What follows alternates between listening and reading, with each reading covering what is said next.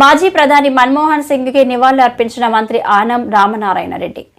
TDP రాష్ట్ర అధ్యక్షుడు Palla Srinivasarao, TDP నాయకులు ఈ మేరకు టీడీపీ నాయకులు మాట్లాడుతూ దేశం ఒక గొప్ప నాయకుడిని కోల్పోయిందని అన్నారు.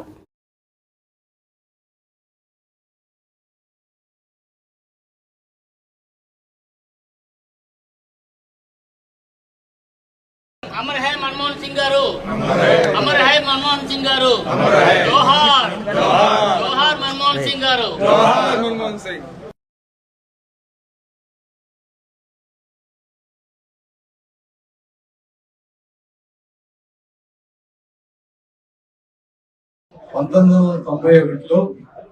భారతదేశానికి అంటే ఫారెన్ రిజర్వ్స్ మనం ఏదైనా బయట నుంచి ఇంపోర్ట్ చేసుకోవాలంటే డాలర్స్ లో కట్టాలి. ఆ డబ్బులు లేక భారతదేశానికి ఇంపోర్ట్ ఆగిపోయిన పరిస్థితుల్లో బ్యాంక్ ఆఫ్ ఇంగ్లాండ్ లో బంగారం తాకట్టు పెట్టి తెచ్చుకున్న పరిస్థితులు. ఆ ఎన్నికల్లో యూపీఏ ప్రభుత్వం విజయం సాధించడం కేవలం ఒక వ్యక్తిగా ఉన్న డాక్టర్ మన్మోహన్ సింగ్ గారిని పివి నరసింహారావు పిలిచి నువ్వు ఆర్థిక మంత్రిగా ప్రమాణ స్వీకారం చెప్పినప్పుడు ఒక వ్యక్తిగా ఆయన ప్రమాణ స్వీకారం చేశాడు. ఆ రోజు మొదలైన ఆర్థిక సంస్కరణ మన భారతదేశాన్ని 5th లార్జెస్ట్ ఎకానమీ వరల్డ్ కి తీసుకెళ్ళారు. అంటే దీని మీద చాలా కామెంట్స్ కూడా ఉన్నాయి. ప్రైవేటైజేషన్ అయింది, గ్లోబలైజేషన్ అనేది ఎంతవరకు మంచిది, ఈ చర్చ దాటి వచ్చేసాం. ఇవాళ మనం కొన్ని చట్టాలు యూపీఏ ప్రభుత్వంలో మన్మోహన్ సింగ్ గారు ఆయన అనుబంధం పెట్టే కొన్ని చట్టాలు కానీ తర్వాత ప్రైమ్ మినిస్టర్ అయిన తర్వాత ఆయన చేసిన ఈ పరిపాలన కానీ మన భారతదేశం ఆర్థికంగా నిలబడి ఒక శక్తికి ఎదిగే పరిస్థితికి వచ్చిందంటే ఆ వ్యక్తులంటే భారతదేశంలో ఎవరు కూడా మర్చిపోవడానికి వీలు లేదు. ఆయన కాంగ్రెస్ గా ఉండొచ్చు, కాంగ్రెస్ గా పుట్టొచ్చు, కాంగ్రెస్ గా చనిపోవచ్చు, కానీ ఒక దేశ ఆర్థిక పురోగతిని ఒక దశ పెట్టి ఇవాళ భారతదేశాన్ని ఉన్నత స్థాయి తీసుకున్న కారణం ఆయన ఆర్థిక విధానాలే. ఆయన ఆత్మవిశ్వాసాన్ని కలగాలని చెప్పి సెలవు తీసుకున్నాం. ధన్యవాదాలు. ఈరోజు తెలుగుదేశం పార్టీ కేంద్ర కార్యాలయంలో భారత మాజీ ప్రధాని డాక్టర్ మన్మోహన్ సింగ్ గారికి అంతిమ యాత్ర జరిగే సందర్భంలో ఘనమైన నివాళులను అర్పిస్తూ కొన్ని విషయాలని వారి గురించి ప్రస్తావన చేయాల్సినటువంటి అవసరం ఉంది.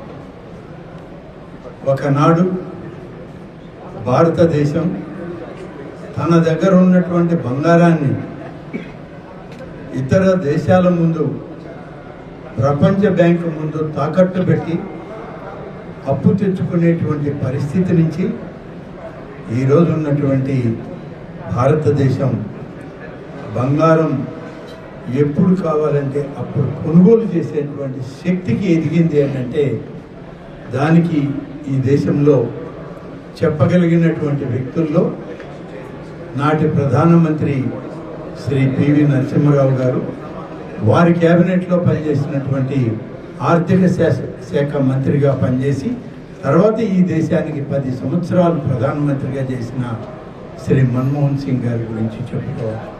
అనేక ఆర్థిక సంస్కరణలు తెచ్చి ఇవాళ భారతదేశాన్ని ప్రపంచ దేశాల్లో 5వ ఆర్థిక స్థానంలో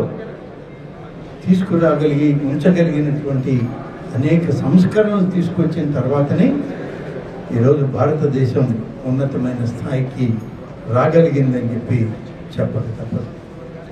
ఆ సంస్కరణలు జరిగే సమయంలోనే నాడు ఉమ్మడి ఆంధ్రప్రదేశ్కి ముఖ్యమంత్రిగా ఉన్నటువంటి నేటి మన ముఖ్యమంత్రి శ్రీ చంద్రబాబు నాయుడు గారు కూడా అనేక సంస్కరణలు ఈ రాష్ట్రానికి తీసుకొచ్చి అనేక రకాలైనటువంటి అభివృద్ధి సంక్షేమ మంత్రాలను సజావుగా నడపగలిగి ఉమ్మడి ఆంధ్రప్రదేశ్లో పారిశ్రామికాభివృద్ధికి గణనీయమైనటువంటి స్థానం కల్పించినటువంటి వ్యక్తి చంద్రబాబు నాయుడు గారు. భారతదేశంలో ఆర్థిక నిపుణుడిగా, ఆర్థిక శాస్త్రవేత్తగా మన్మోహన్ సింగ్ గారు అనేక పదవులు చేశారు. అటువంటి మహనీయులతో కలిసి ఆ రోజు ఉన్నాం. ఆ తర్వాత అనేక మంది పెద్దలు ఈ దేశాన్ని ముందుకు నడిపించే ప్రయత్నం చేశారు. ఇవాళకి కొనసాగుతుంది. దురదృష్టం మధ్యలో వారు లేకపోవడం అనేటువంటిది బాధాకరమైన ఇవాళ ఈ దేశ ప్రగతిలో భాగస్వాములైనటువంటి అటువంటి పెద్దలందరినీ కూడా స్మరించుకోవడం, నివాళులు అర్పించడం, వారి కుటుంబానికి తెలుగుదేశం పార్టీ తరఫున, ఈ రాష్ట్ర ముఖ్యమంత్రి చంద్రబాబు నాయుడు గారి తరఫున, మా తరఫున ఆ కుటుంబానికి సానుభూతిని వ్యక్తం చేస్తూ వారికి ఘనమైన నివాళులను అర్పిస్తూ వారికి శాంతి కలిగించాలి అని చెప్పి భగవంతుని కోరుకుంటూ సెలవు తీసుకుంటాం.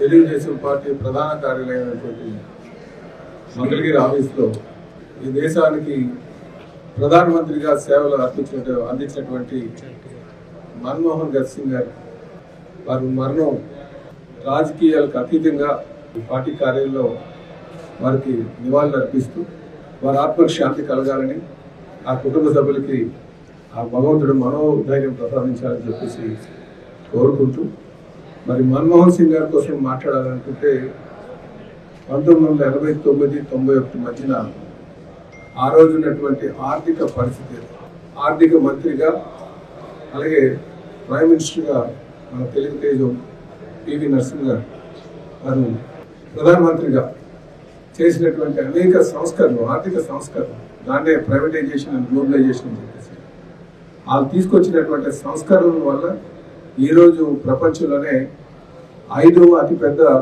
ఆర్థిక వ్యవస్థగా భారతదేశం రూపాంతరం చెందిన విషయం ప్రతి ఒక్కరు గమనించాలని చెప్పి తెలియజేస్తున్నారు.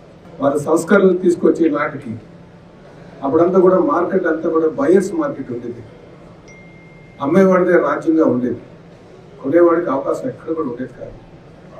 సంస్కరణలు, ఆర్థిక సంస్కరణలు తీసుకొచ్చిన తర్వాత, ప్రపంచీకరణ తీసుకొచ్చిన తర్వాత ఈరోజు అంతా కూడా బయర్స్ మార్కెట్ కింద మారింది.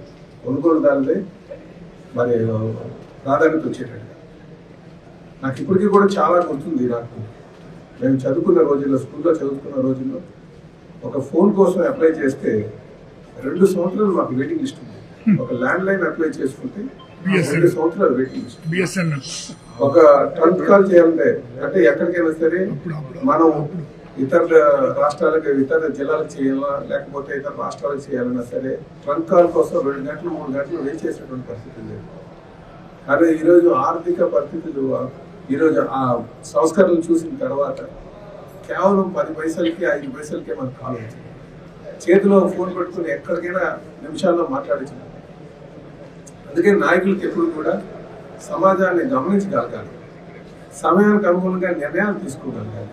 ఆ రోజు మరి మన్మోహన్ సింగ్ గారు వారు తీసుకున్నటువంటి నిర్ణయాలే ఈరోజు ఈ ఆర్థిక ప్రగతికి మూలం అని చెప్పేసి ఈ సందర్భంగా తెలియజేస్తున్నారు.